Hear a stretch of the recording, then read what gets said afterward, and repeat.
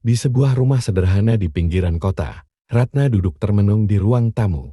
Hatinya bimbang. Ia telah memberi suaminya, Anton, kesempatan kedua setelah ketahuan kembali menggunakan narkoba. Ratna yakin cinta mereka cukup kuat untuk mengubah Anton. Meskipun semua orang menyarankan agar ia menyerah. Ratna, aku janji ini yang terakhir, kata Anton dengan mata berkaca-kaca saat ia memohon beberapa bulan lalu. Ratna, dengan hati yang penuh harap, percaya pada janji itu.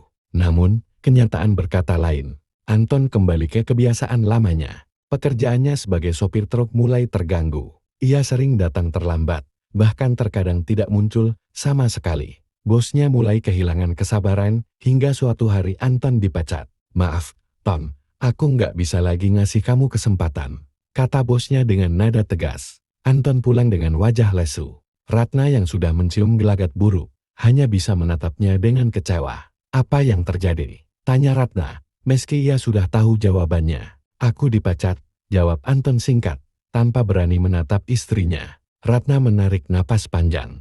Aku sudah bilang, Ton, kalau kamu nggak berubah, semua ini akan terjadi. Sekarang, bagaimana kita mau bayar hutang dan kebutuhan sehari-hari? Anton hanya diam. Malam itu, ia keluar rumah tanpa memberitahu Ratna. Ia berjalan tanpa arah. Pikirannya penuh rasa bersalah dan putus asa.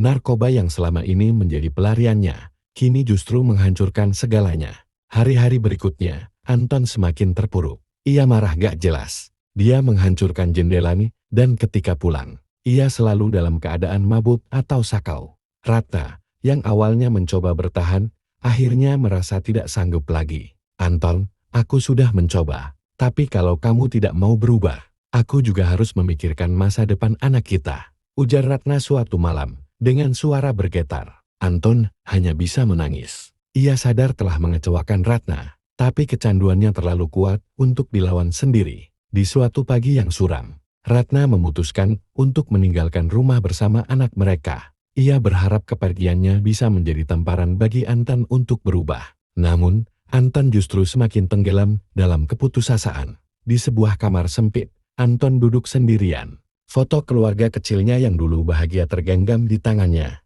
Ia menangis, menyadari bahwa semua ini adalah akibat dari pilihannya sendiri. Namun, saat itu juga, Anton merasa ada secercah harapan. Ia sadar bahwa hidupnya tidak akan berubah jika ia terus menyerah. Dengan sisa kekuatan yang ia miliki, Anton memutuskan untuk mencari bantuan.